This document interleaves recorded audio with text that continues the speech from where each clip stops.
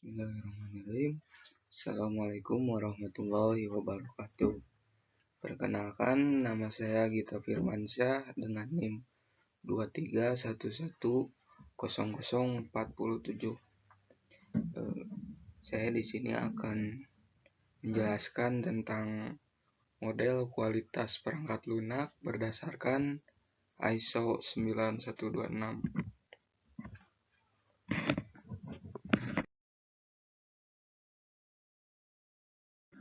Definisi dari ISO 9126 adalah standar internasional yang dikembangkan oleh sebuah organisasi yang bernama International Organization of Standardization dan International Electronical Commission atau IEC. Nah, si ISO ini digunakan untuk menilai dan mengevaluasi kualitas perangkat lunak atau software.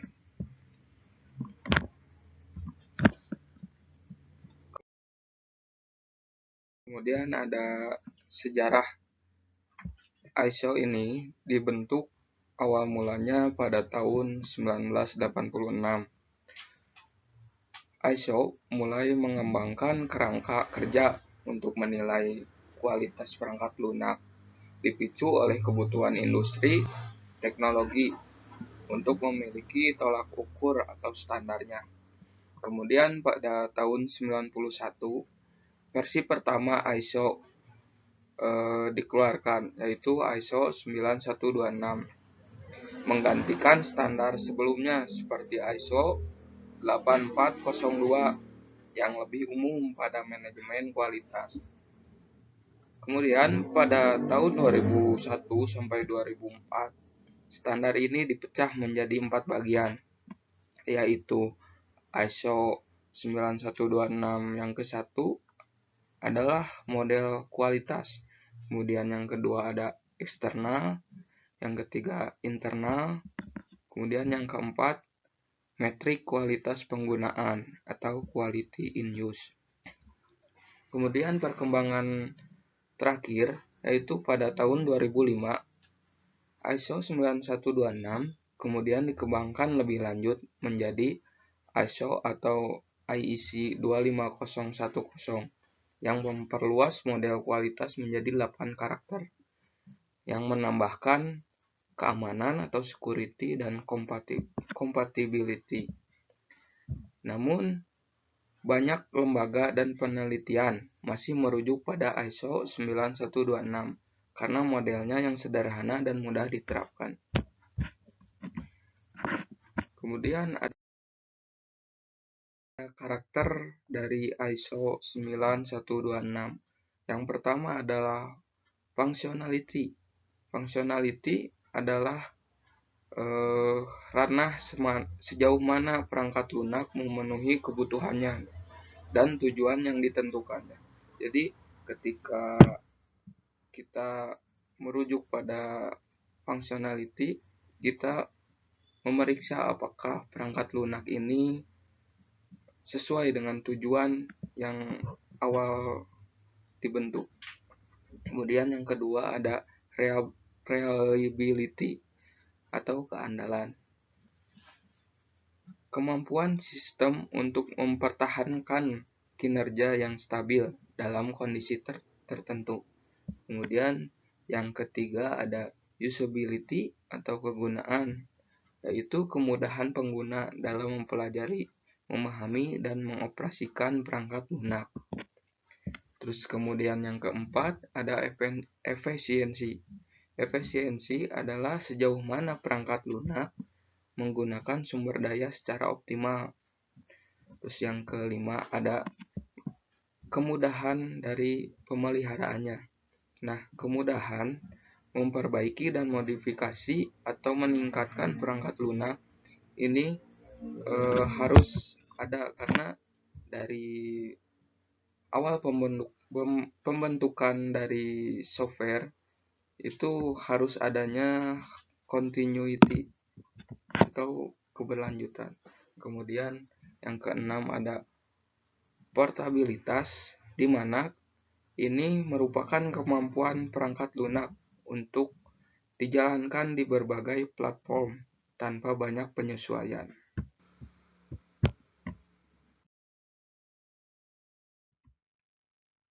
Kemudian selanjutnya ada kelebihan dan kekurangan dari ISO 9126 ini. Kelebihannya, yang pertama, ISO 9126 ini memiliki struktur yang sistematis. Jadi struktur yang sistematis ini menyediakan kerangka yang jelas untuk menilai aspek kualitas perangkat lunak, sehingga proses evaluasi menjadi terarah. Kemudian yang kedua ada mudahnya untuk diadopsi. Mudah diadopsi maksudnya adalah model cukup fleksibel dan bisa digunakan pada berbagai jenis sistem, dari aplikasi desktop hingga sistem informasi yang memiliki skala yang lebih besar. Terus yang berikutnya dapat diukur. Setiap karakteristik dapat diterjemahkan menjadi metrik, terukur baik secara internal maupun eksternal. Kemudian yang selanjutnya menjadi dasar standar modern. ISO 9126 ini menjadi fondasi bagi ISO 25010 yang kini digunakan secara global.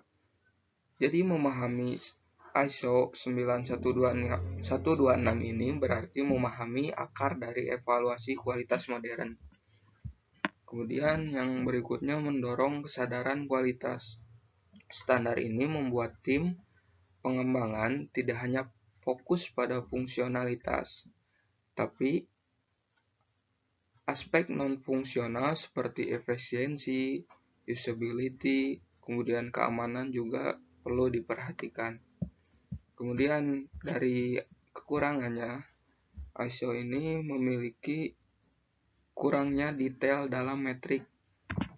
Nah, ISO 9126 ini menjelaskan apa yang harus diukur, tetapi tidak selalu bagaimana cara mengukurnya secara praktis. Pengembangan sering memerlukan panduan tambahan. Kemudian tidak adanya perhitungan keamanan secara eksplisit. Dalam ISO 9126 ini, security belum menjadi karakteristik utama. Ini baru muncul pada ISO 25010. Padahal sekarang aspek keamanan sangat krusial. Jadi di dalam ISO 9126 ini aspek dari keamanan itu belum terlalu bisa diukur gitu. Kemudian tidak ada kontekstual untuk domain tertentu. Standar ini bersifat umum dan bisa jadi terlalu abstrak jika diterapkan pada domain khusus, misalnya pada sistem AI, mobile apps, atau e-learning modern. Terus kemudian kurang memperhatikan pengalaman pengguna secara mendalam. Nah, meskipun ada usability, standar ini belum menangkap kompleksitas dari UX modern seperti emosional atau user engagement. Terus kekurangan berikutnya dari ISO ini butuh biaya dan waktu untuk penerapannya. Evaluasi berdasarkan ISO 9126 bisa memakan sumber daya besar jika diterapkan secara menyeluruh, terutama pada proyek-proyek kecil.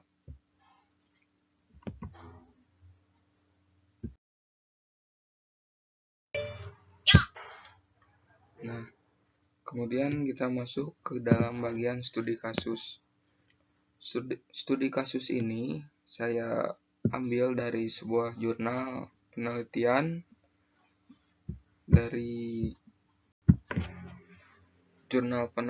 yang membahas mengenai e-learning, penerapan ISO 9126 ke dalam e-learning modern. Nah, dari perkembangan dari teknologi informasi ini telah menciptakan perubahan besar dalam dunia pendidikan. Salah satunya melalui penerapan sistem e-learning.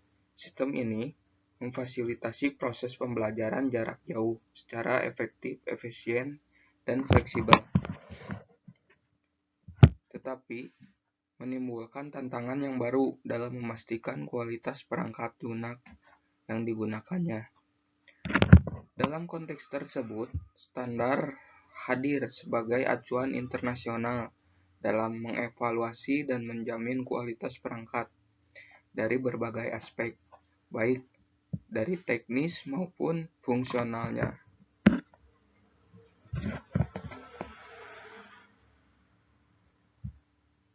Perangkat lunak e-learning kini menjadi pilar penting dalam transformasi digital pendidikan melalui platform ini. Proses pembelajaran tidak lagi dibatasi ruang dan waktu. Mahasiswa dapat mengakses materi kapan saja. Dosen dapat memberikan evaluasi secara daring.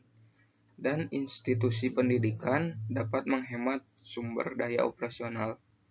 Namun manfaat tersebut hanya dapat tercapai apabila sistem memiliki kualitas perangkat yang tinggi, meliputi keandalan, fungsional, serta kemudahan penggunaan.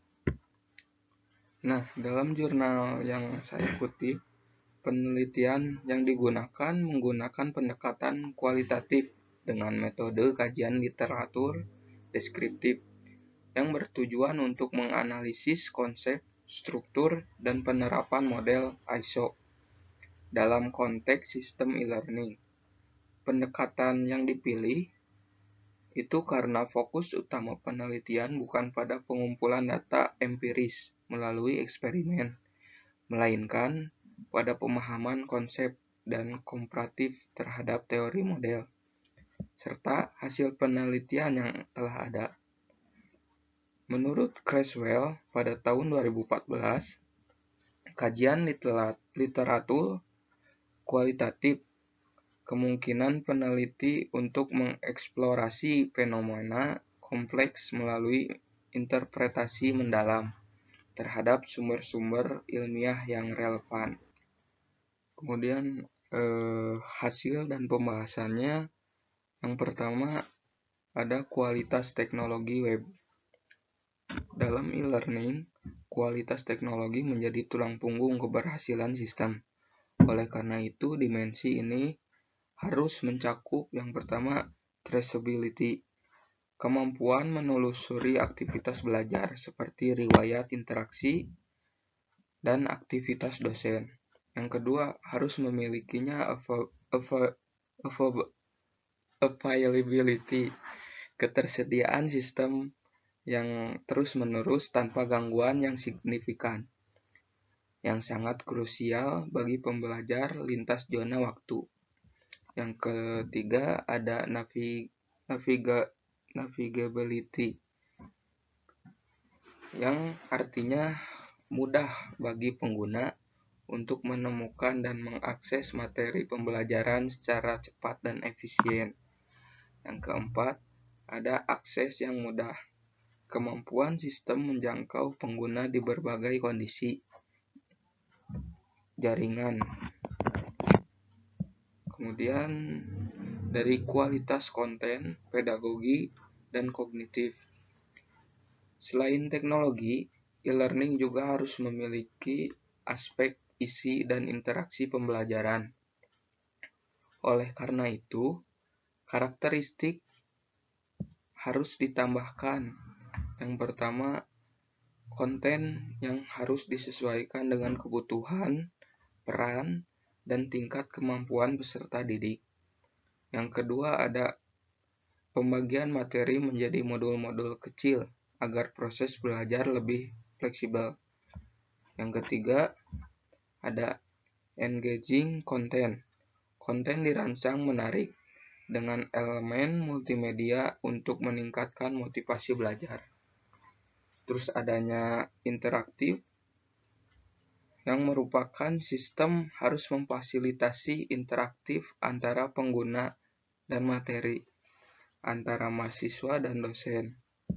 Terus kemudian adanya pengalaman belajar yang disesuaikan dengan profil individu pengguna.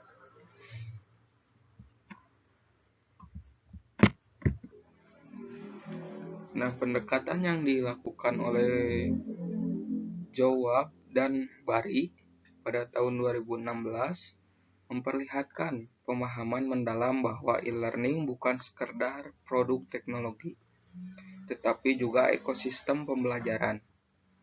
Oleh karena itu, pengukuran kualitas tidak cukup hanya dengan efisiensi, tetapi harus mencakup aspek pedagogi, pengalaman pengguna, dan keberlanjutan organisasi. Jadi, kesimpulan dari jurnal yang telah dikutip, standar ISO 9126 ini memberikan fondasi yang kuat dalam menilai dan mengelola kualitas perangkat lunak secara sistematis. Keenam karakteristik utama menjangkau seluruh dimensi siklus hidup perangkat lunak, mulai dari perancangan hingga pemanfaatan oleh pengguna. Namun dalam konteks e-learning, ISO 9126 ini perlu diperluas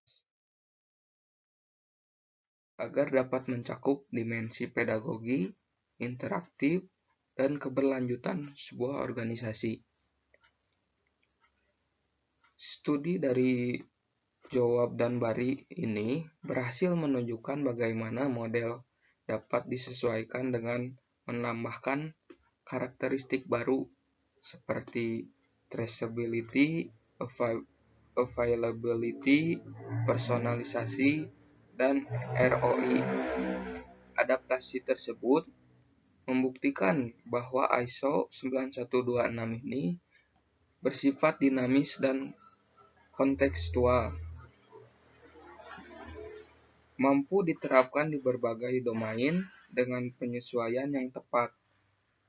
Ke depan, model ini dapat menjadi dasar bagi pengembangan standar kualitas e-learning nasional, terutama untuk menjamin mutu platform pembelajaran digital yang menjadi tulang punggung pendidikan saat ini.